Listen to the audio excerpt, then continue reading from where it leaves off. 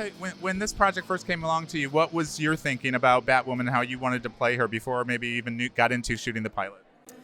I don't think I had any real solid foundation as to how I was going to play her because she's never been played before. So there's that, which is, it works for you in many ways because you don't have to look back on other performances and make adjustments or feel like there's sort of no precedent, so to speak. But I did a lot of reading of comics. And then I had the script, which was amazing. Caroline is such a talented writer. And so I fell in love with the script and had a bit of an idea of who I thought Kate was. There's a lot of backstory that she gave me that isn't necessarily in the script or the pilot, but just helps me know, what's happening. And then you think you have an idea of what you're going to do, and then you come in to set and you're playing with other amazing actors that have made choices in how they're going to play their roles, and what comes out of that is really magic. All I wanted to do was make sure that Kate Kane, it's Kate Kane first and foremost, and then it's Batwoman. And it is really grounded, and Caroline's so good at doing that and writing real relationships and real people.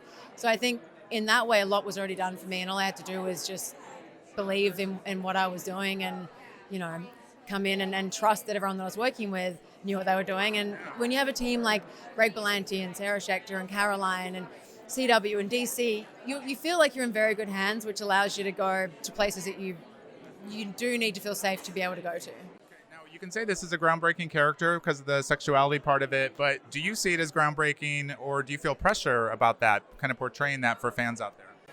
I don't feel any pressure at all because like any character that I play, there's some characters where I have more in common with them or less in common, and they're both different challenges. If you have a lot in common, you still need to find where the line begins and where it ends so that there's still two different people. And when you have nothing in common, you have to research and find a new human who you then create into a three-dimensional person.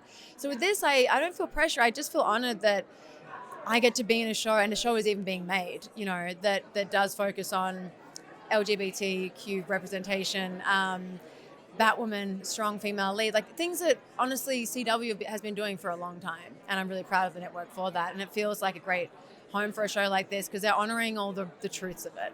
And it's, like I said, it's a really grounded show, and there's things that really pertain to like right now, and it's like it's believable and it's real. And I think people will relate, and they'll take things and they'll relate to one of the characters or all of them or bits and pieces from each. But yeah, I think that it's an important show to be made, and I feel very lucky to be playing it. Okay. You're just in the early stages of the show, but what's your relationship with the suit? Do you like the suit? Tell me about wearing the suit. You'll never see me ever say a bad word about anything Colleen Atwood has ever done, but she did let me have a lot of input, and I never thought to think about the fact that I would need to pee at some point during this, and that 14-hour days, you want to stay hydrated, you're doing stunts, you're running around. It's like a 15-minute situation to take that thing off, and the boys don't have that. They get zips.